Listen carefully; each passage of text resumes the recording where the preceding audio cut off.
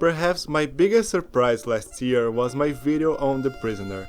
It performed much better than I expected, especially considering it had nothing at all to do with Godzilla. Some of you seem to be very excited over it as well, and wanted me to cover specific episodes of the show, which I was enthusiastic to do. So today I'll be talking about one of the finest episodes of the series, one which, probably more than any other, proves how much it still resonates with the present day. I'm talking, of course, of The General. In this episode, the village becomes fascinated by a new speed learning program that promises to teach people entire years worth of academical study in a few short minutes. All of this through their television sets, in lectures ministered by the mysterious General. Number 6, being number 6, is skeptical that such a thing is possible. He is convinced, however, after experiencing a lesson himself and perfectly absorbing a load of historical information on post-Napoleonic Europe. When was the Treaty of Adrianople? September 1829. Who was Bismarck's ally against Danish Prince Christian of Glucksburg? Frederick of Austenburg. He realized that a successful war against the Danes in 1864 would serve the same purpose as Cavour of Italy's entrance into the Crimean War, namely that it would indicate future leadership and would at the same time raise Prussia's prestige. Very good. 10 out of 10.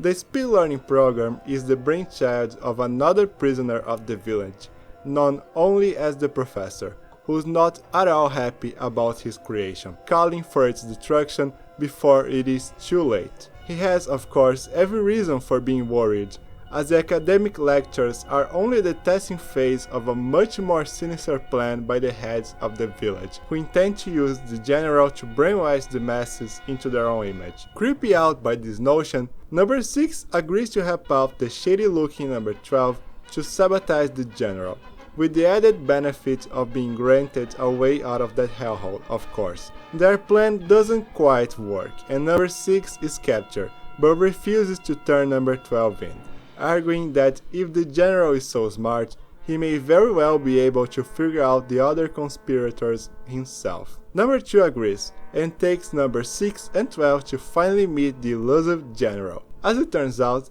the General was actually a supercomputer this whole time, capable of answering any question given to it.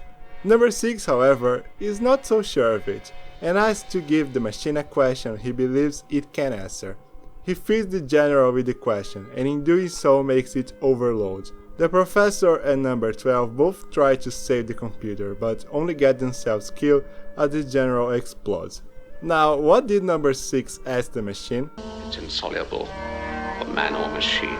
WHY. Question mark. Why? Why?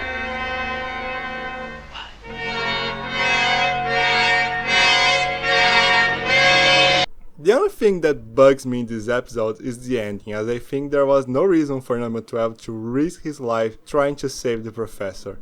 It was just a way for the writers to get rid of him quickly, without dealing with the consequences of his actions. This episode is fascinating for a number of reasons, the main of which is its themes of education in the age of mass media, something that has grown more and more relevant since the show first aired.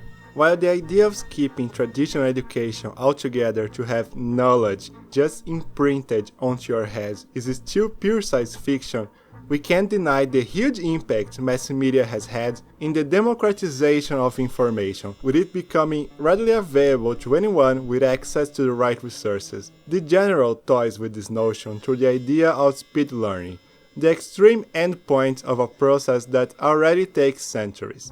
Even though it is at the core just a cool sci-fi concept, the ultimate consequences of this resonate with the realities of technological developments in the field of mass communication that we've grown so used to seeing in the last decade or so. For starters, the most obvious shortcoming of the speed learning process, and one that, even though barely addressed in the story itself, is extremely relevant to us. What was the Treaty of Adrianople? September 1829. Wrong. I said what, not when. You need some special coaching.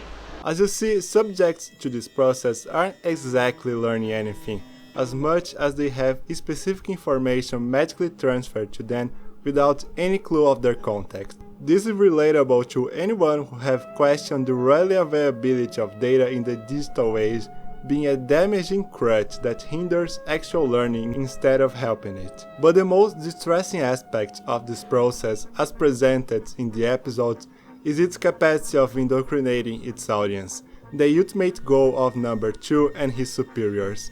By that point of the 20th century, mass media of all kinds had become omnipresent in the lives of most people in the Western world. No one bat an eye anymore on images and sounds that were becoming increasingly faster and more intricate. People had become visually complex, capable of absorbing an insane amount of information every single day, in a less exaggerated version of the general's speed learning program. Still, how much do we actually reflect on the content we absorb in our daily lives? We were, and still are, very much illiterate on the many mediums we've grown surrounded by through most of the last century. Like I said before, just absorbing information instead of actually thinking about it and developing knowledge. The consequence of it is that people were constantly at the mercy of those who make the content, those who actually understand how to properly use the images. And that was 50 years ago. Mass media only got faster and more complex over the last half century, giving us less and less time to reflect on what we are consuming, and by consequence more powerless to the images. The General remains one of the most poignant and topical episodes of a show that keeps proving time and again to be stock full of poignant and topical moments. It is stories like this that make The Prisoner stand the test of time, and which make me so happy to cover it. This one was shorter, a long time coming, and not exactly what most of you wanted, so I understand you might be frustrated. Next one will come quicker and will be about a Toho movie, I promise.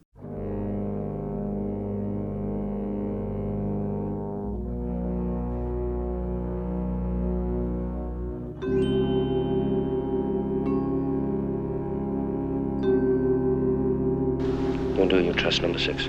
Trust me. Join the club.